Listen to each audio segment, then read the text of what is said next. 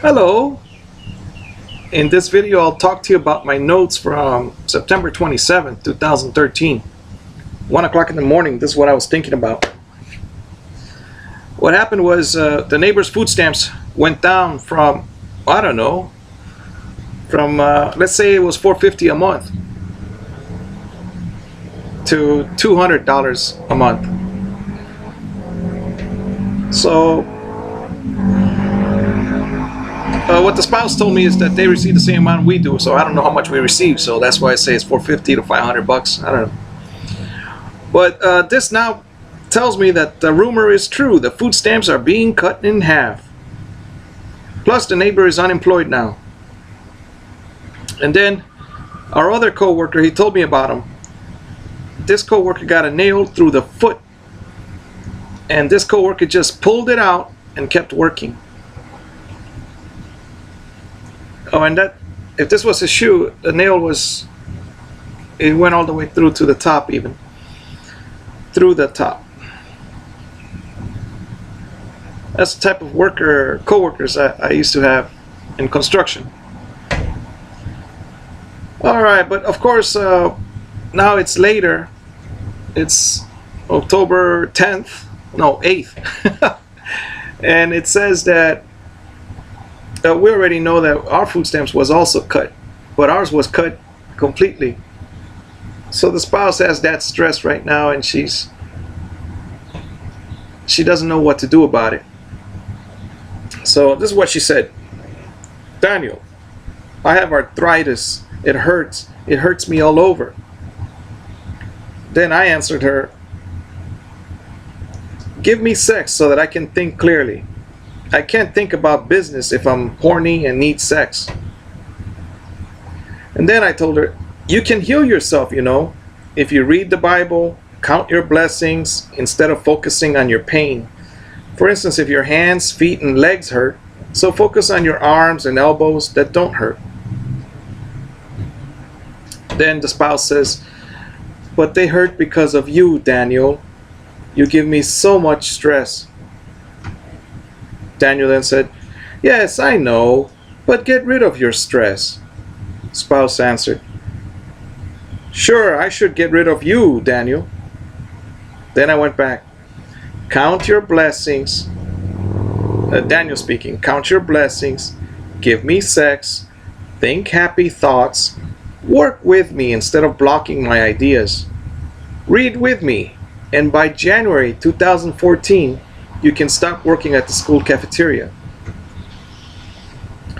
The spouse then said, I don't want to stop working. I just want to come home 1 hour earlier every day.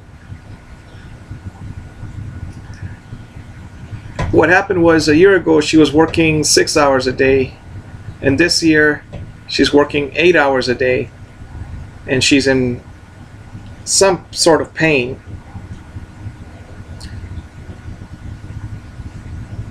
And my mother says, I'm happy that she has more hours at work because I don't want to pay all her bills. So my mother is feeling trapped or pressured. The spouse is feeling pain from, well, she blames me for it. But ever since I got out of the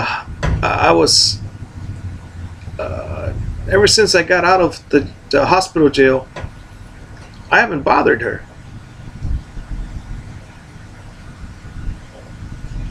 Besides the usual, please give me sex. I mean, I haven't really bothered her like I used to do.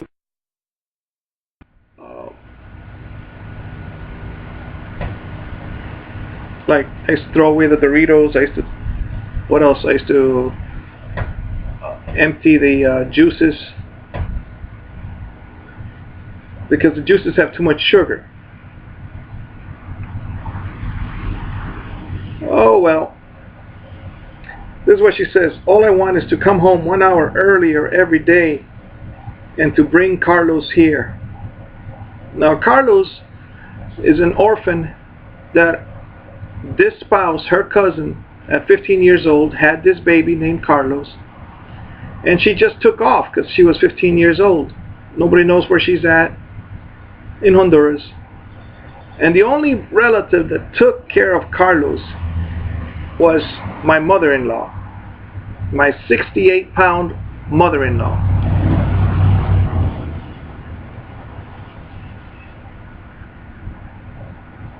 Who was in her 60s when she took him, and she was 70 when she died. And she died, I believe, because of loneliness, because a neighbor in Honduras said, Carlos doesn't go to school.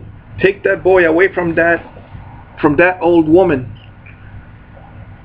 So they took that boy away, they put him in an orphanage, and then the spouse called up every single relative she had until one of them went to get him out of the orphanage.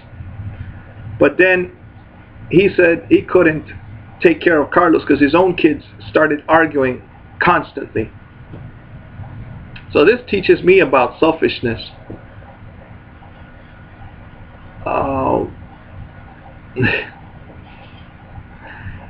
So the spouse, her dream is to bring Carlos here, because even now she sends money to him.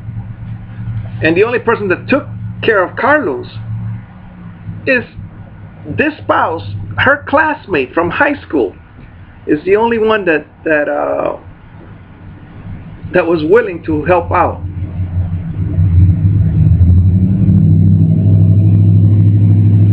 So then I told her, spouse, be nice to me and I'll help you bring Carlos here. I'll even help you by working. But if everything I say, you say no. If I say skylights, she says no. If I say let's fix the air conditioner this way, she says no. If I say let's grow some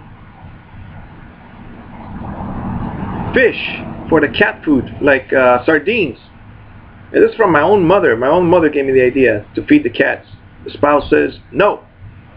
Let me have a composting toilet for the dog. And all that was a garbage can with the bottom cut off, and I inserted it into the backyard, and I used to scoop up the dog poop and put it in there. That was it, and cover it up with, and the hole was in the ground. And she said nope. So now all over the backyard we have, I cover it up. I just can't stand it. I cover it up. I cover it up with a shovel and dirt. And she says, no, you cannot put it all in one place.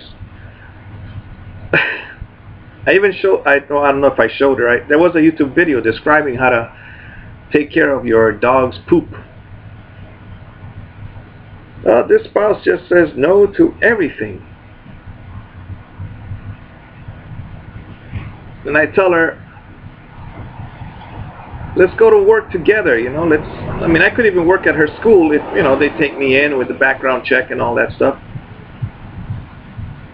And even if they don't take me in, I could still go because they need a volunteer if I pass the volunteer thing. Because I did the same work she did as far as cleaning the kitchen. I used to mop the cafeteria all by myself. Where she's at, they have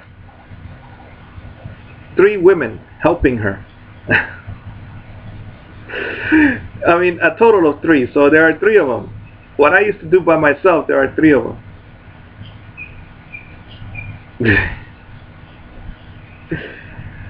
But I remember when I was in shock. I went to work. Now, I went to my son's elementary school back then, and one day after school, I noticed that there were 3 women, and one of them had a machine pushing, cleaning the cafeteria floor.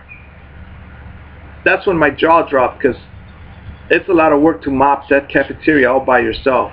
I mean, I used to empty at least, I used to fill up 2 pails of mop buckets, and I used to empty both twice, so that was at least 4. And I still couldn't finish. I mean, it was still dirty, but I had to leave it like that because of the time. So, oh well. what to do with this spouse. She doesn't listen. She doesn't think. She doesn't plan anything for the future. And I was cracking up with she told me why she couldn't live with her mother in Honduras years ago when she was 20. She said her mother had so many cats. And then I started thinking, but in Honduras all the cats are outside, and well, there was no air conditioning, so they could go inside, but you don't buy food for the cats. All you give them is water. You don't buy litter boxes. There's not one Honduran that buys Honduran that buys cat litter for cats in Honduras. So I said, what was the problem? And she said the cats used to sleep on her bed. And then I went, oh.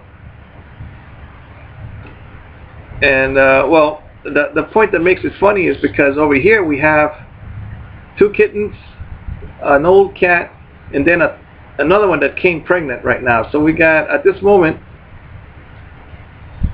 4 cats and a dog. All right. And I was just cracking up that.